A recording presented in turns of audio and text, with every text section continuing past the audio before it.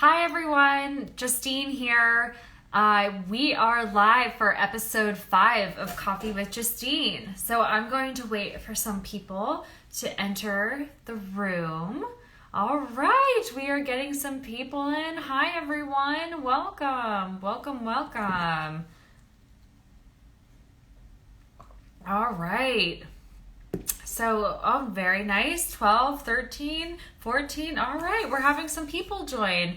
It is a very cold Thursday here in New Jersey. So for those of you who are in warmer climes, I am very jealous of you because it should be spring. So, live it up, send some of that warm weather here. But today we are going to be talking about the lovely topic of ISBNs, otherwise known as EANs, otherwise known as your International Standard Book. Hold on. No, I'm going to mess this up. This is really embarrassing, guys. So essentially, it is the identification number for your book, and this is a topic that we get asked about a lot because it is something that people don't think about when they have to publish a book. And so we today are going to talk about this lovely topic for a few minutes before I start taking questions from you guys. But before we do, I want to introduce our mug of the week. So this week we have a very fun bookshelf mug. So this one has all types of books on the bookshelf, and it is quite large, which is fun for you coffee and tea addicts out there in the world. So, all right. I am getting fed answers to my own questions, and it is International Standard Book Number. I knew that, totally knew that. I just haven't gotten a lot of sleep lately, guys. So thank you to my marketing team for feeding me the answers that I needed. So, all right, so we're going to start talking about ISBNs, or sometimes they are called EANs. And so, like I said, this is the number that identifies your book. Every book has a different number. Think of it like a social security number for your book. One of the major things that you have to know about ISBNs is that every format needs a different ISBN. So if you have an ebook, that needs its own ISBN. If you have a paperback, that needs its own ISBN. If you have a hardcover, that needs its own ISBN. So, that being said, if you are going to be publishing 3 formats of your book, you need 3 totally different ISBN numbers, okay? So that is the first thing that you need to know. The second thing that you need to know is that if you are in the US, there is one company that sells these ISBNs to you. That company is called Bowker, Bowker. And you can find it by Googling Bowker or Googling My Identifiers, all one word, My Identifiers. And so that is how you go to purchase them. So if you, but we're going to get there in a second. So that is the one place in the US that sells them to people. So if you are in Canada, you are in luck. The government gives them to you for free. I wish that happened here. It would be so great. But sometimes you get offered a free ISBN. Amazon offers them for free. We offer them for free.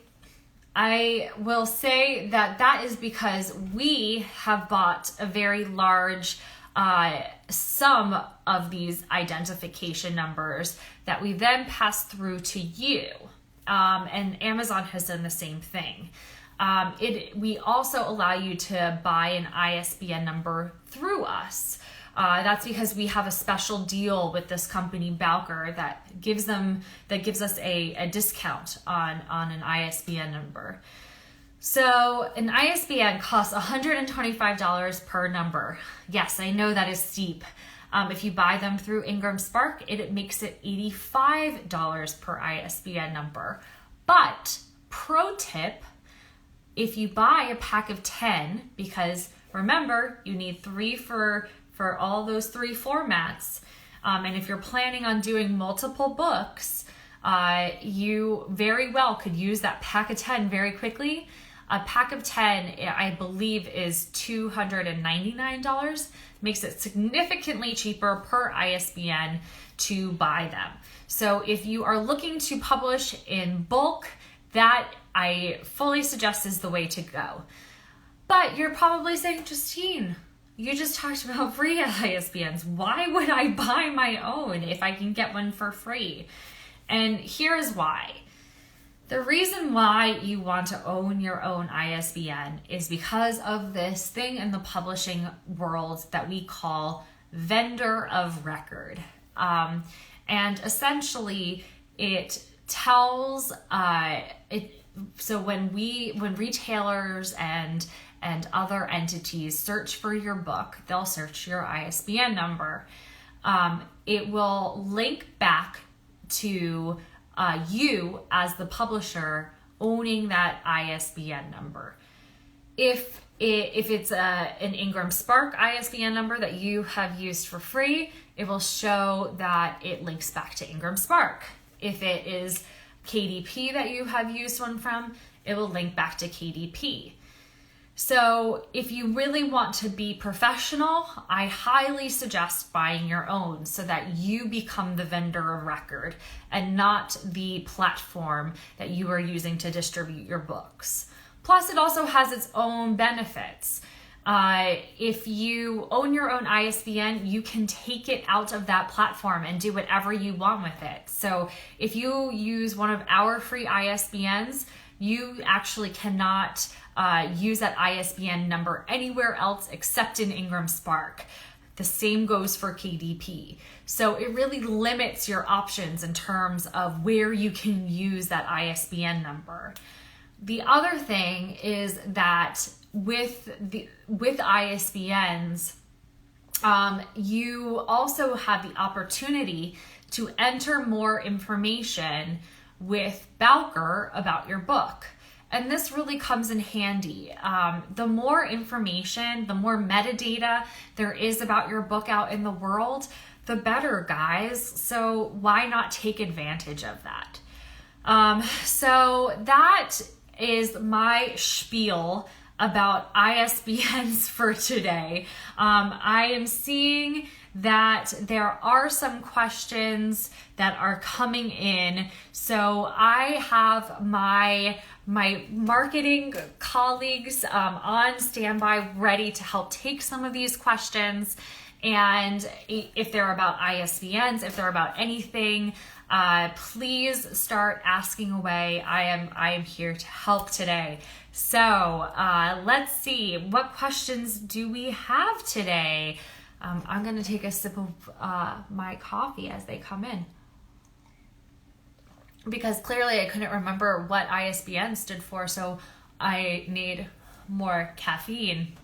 So we are being asked, can you clarify, do you need a different ISBN for small print and large print? That is a really great question. Yes, large print is technically considered a different format of the book, and therefore it needs a different ISBN. Same goes for an audiobook. So if you are doing a color version of a book versus a black and white version of a book, they would need different ISBNs. So that is a really good question. So yes, large print needs its own version. All right, some other questions.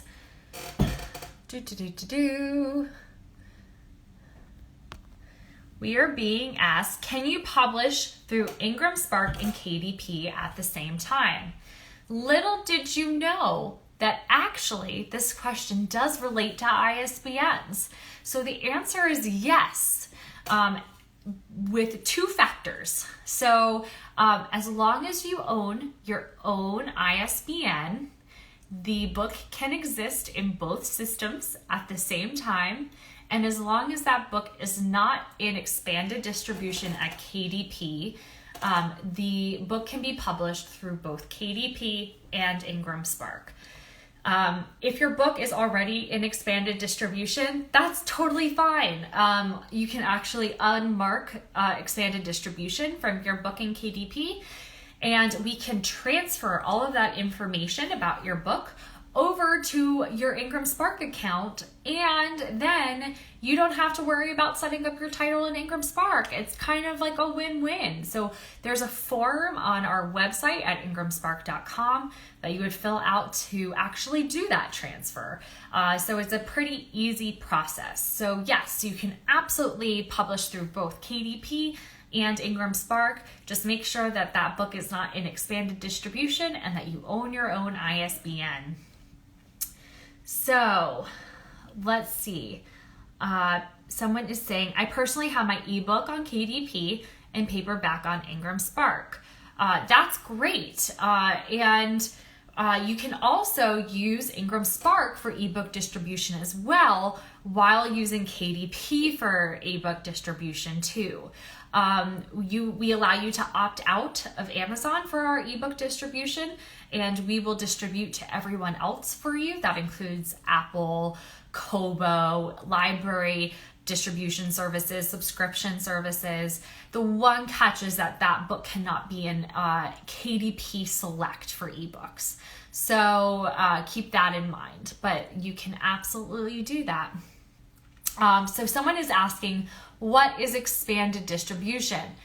Great question. So this is KDP's program for wide distribution. And so that program actually puts the title into the Ingram catalog, but unfortunately at a disadvantage with wholesale discount and with returnability. But since that title is already in our system, we already have all of the information about it, which is why we can easily transfer it to an IngramSpark account. All right, let's see if there are any other questions. All right, does IngramSpark feature new authors? You can let them know what we do, and they can tag us on Instagram for a chance to be featured.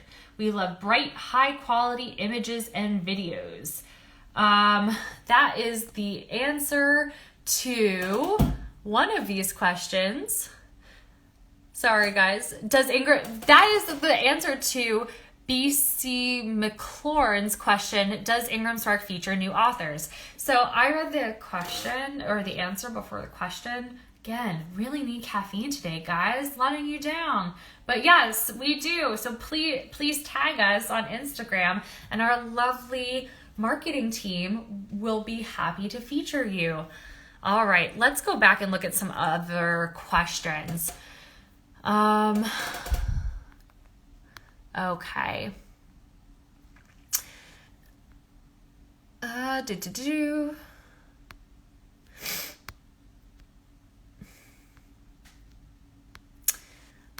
So Aquafan Forever X says, I can't tell you how helpful you and your site are. Thank you so much. I am so happy to hear that. That honestly makes my day, because I am so happy that the information that we give you here actually does help. That is fantastic.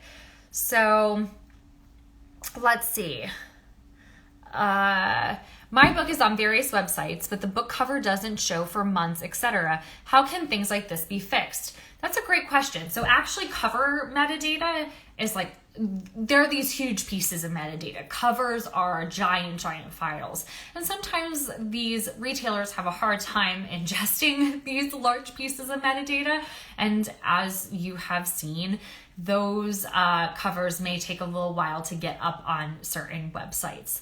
If you are having this problem, please contact our customer service by emailing or chatting them, and they are more than happy to refeed that metadata to our retailers to get those covers back up onto these retail websites. So that is an easy fix. Please just contact our customer service. All right, let's see.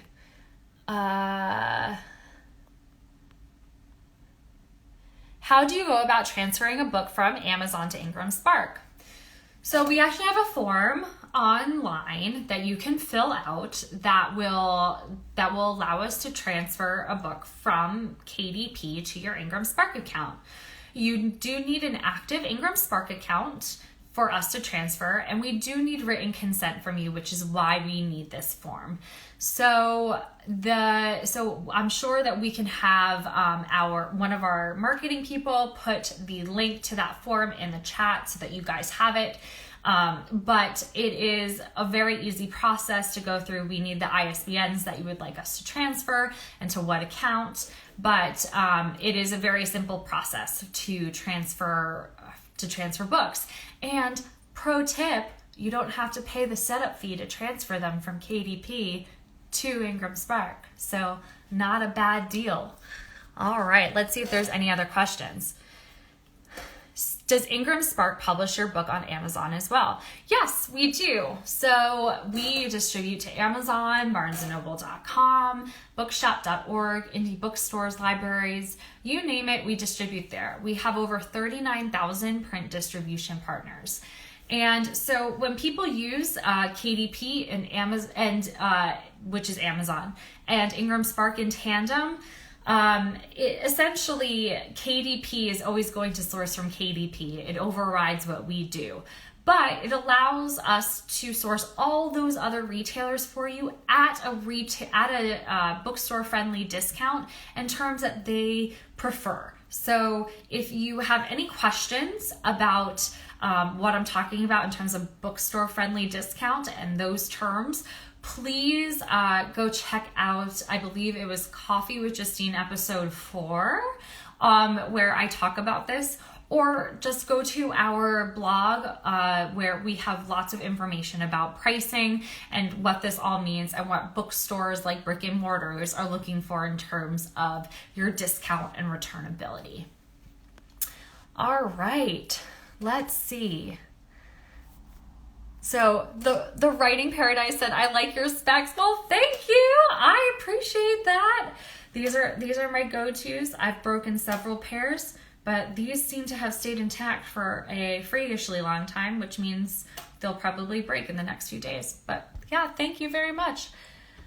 Okay. I want to change paperback to hardback. So definitely doing this. So I really suggest doing both. Like, why not do both? If you can do the files, like totally have choices out there for your readers. I personally like to read in hardcover because I'm a total beach bum. I spend my summers at the Jersey Shore with like salt water and sand and lots of suntan lotion.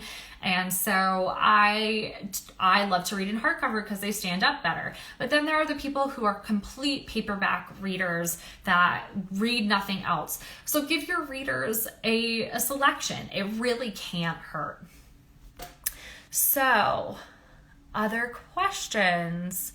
How do you get your book inside a bookstore? Oh, we could talk about this for days. This might just have to be its own Coffee with Justine episode, quite frankly. So note to self, maybe episode 6 or 7, we will get to it. But there are some really good podcast episodes where I do talk about this with one of my colleagues, and there are some really great blog articles as well. So please go check those out on IngramSpark.com. All right. How do you properly set up a pre-sale? Oh my goodness, P. Cook Jr., you have struck gold today, my friend. I love this topic because it is one that people ask about all the time and often do incorrectly. So I will be happy to talk about this. So with IngramSpark, you do need finished files to set up a pre-sale. But you can make changes to those files, but we're not going to put a pin in that just yet, okay? Hear me out, okay? So in title setup, we ask you for 2 dates, okay? A publication date and an on sale date, okay? Those dates need to be the same date in the future.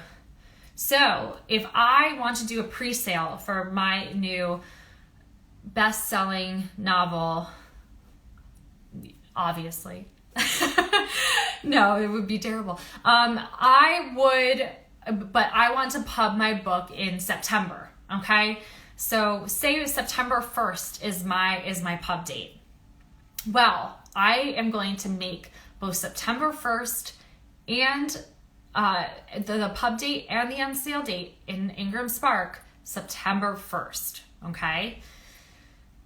This will allow a pre-sale pages to be set up on the retailers that allow pre-sale pages. That's Amazon, BarnesandNoble.com, Bookshop.org, and several others. So those pages will populate if those dates are in the future. The reason why you want them to be the same date is because the on sale date is very important for us internally. So 10 business days, so roughly 2 weeks before that on sale date, we will start printing and shipping any pre-orders we get in our system. And so if you need to make any changes to those files before that time, please make sure you do them well before that on sale date or that 10 business day mark. So if I have my September 1st pub date, I want to make sure that I have those finished files in July, because we don't want to be printing and shipping incorrect books without your beautiful edits or, that change to the cover you really wanted. So please, please, please take this away from this chat.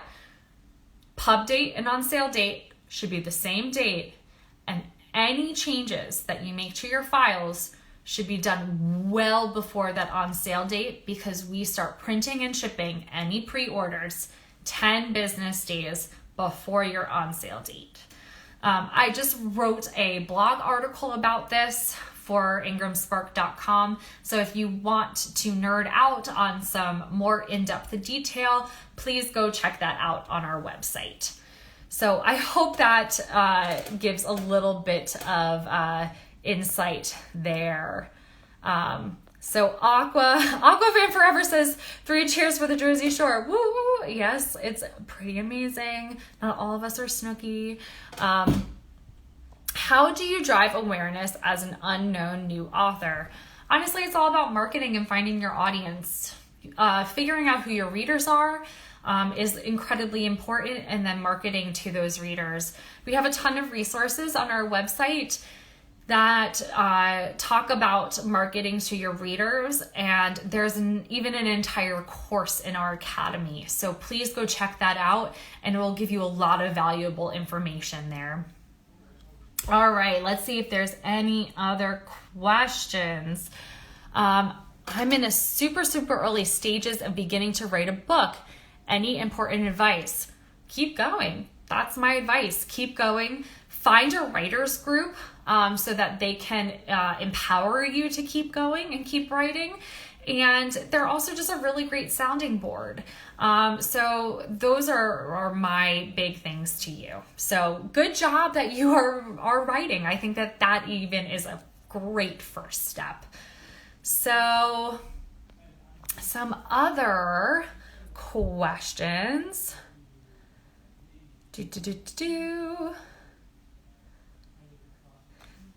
So,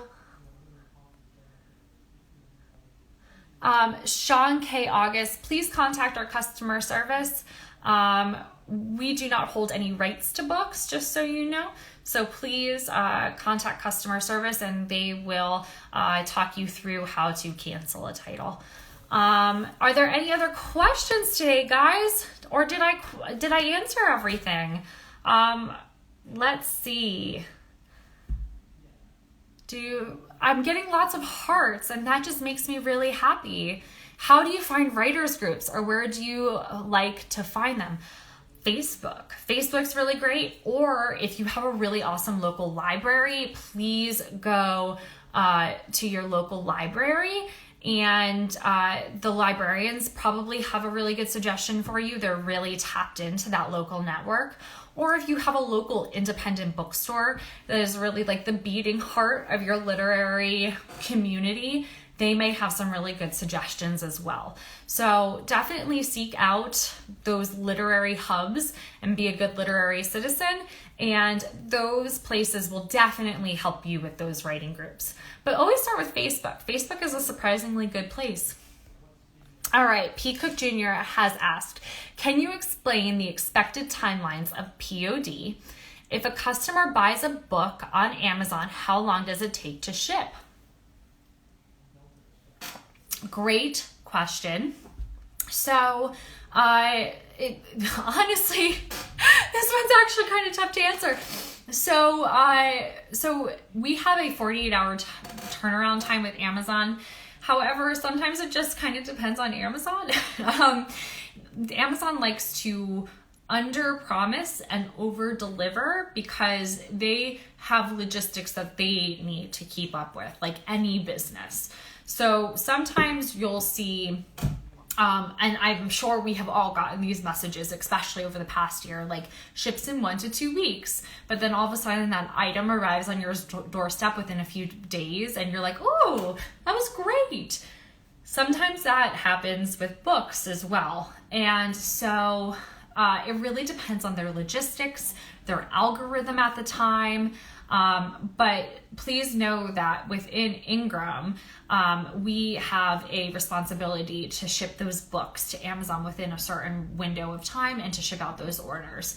So POD is really, really timely unless there is something like crazily catastrophic going on, which rarely happens. So that's the answer to that question. I hope that gives you a little bit of insight.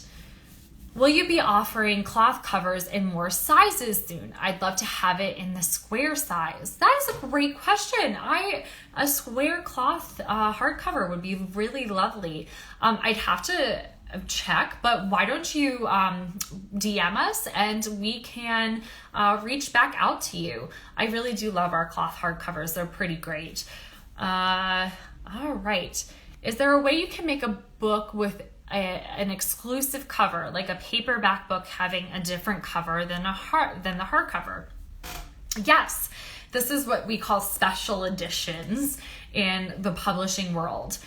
So special editions need a different ISBN, so it comes full circle. So yeah, they need a different ISBN, but as long as you put on the cover that it is a special edition and that you put in your metadata that it is a special edition, there is a field for edition type in title setup, then you can absolutely make a book with an exclusive cover that is different than your paperback. It is a really great marketing tool as well. So definitely go for it if it is something you are considering.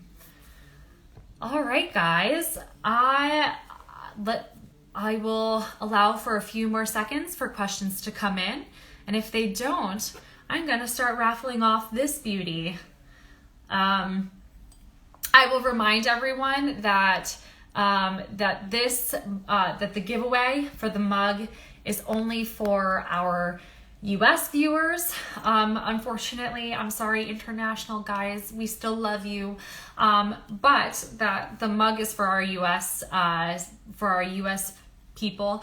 And I apologize if it takes me like 2 weeks for me to get it to you because I am very bad about going to UPS. So my apologies. The last time it was because I hadn't done enough online shopping to get a box that fit the mug. So I guess the moral of this story is that I have to do more online shopping for the correct size boxes, right? I think so. All right, so since there has been no more questions, I am going to go ahead and raffle off this mug. Now, if you have not done this before with us, this is how it works. I am going to ask a question. I am going to then say 1, 2, 3, go. And then after I say go, you can start typing your responses into the comment section. Once you do, whoever gets the answer correct first will win this beautiful mug. And then you have to direct message us with your name and shipping address so that we can mail this to you. So if everyone is ready to go, I am going to ask the question. All right. So today's question is, in honor of National Poetry Month, here's a question about poetry. What is a 3-line, 17-syllable Japanese verse form called? 1, 2, 3, go. 3-line, 17-syllable Japanese. And we got it. So, yes, we got it. So Jose Lynn Smith Green was the first person to answer haiku. I think Aqua Fan Forever may have had an unfortunate typo. But I think Aqua Fan Forever, since I do think that was a typo, please send us your name and address anyway, and we'll send you a little something as well. But yeah, Jose Lynn Smith Green, please send us your information and you get this beautiful mug. But thank you so much for joining in today, guys. As always, I so appreciate you taking the time to have a cup of coffee with me on a Thursday. And so some key shout outs. In case you missed any of this, we upload this episode to our Instagram after we are done taping. So this will be an IGTV immediately after. We also encourage you to follow us on our social media platforms. So we are IngramSpark Books on Instagram and at IngramSpark on Twitter.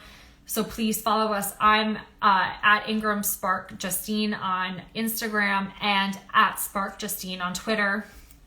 And we have some really great blog posts about ISBNs. So please go check those out at ingramspark.com, and especially about the difference between free and paid ISBNs. I know that can be confusing. So if you want more information, it is there for you. Please check out that blog post.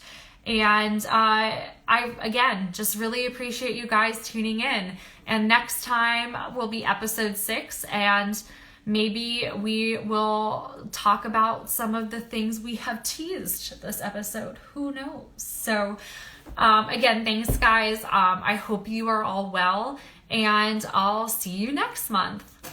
Bye.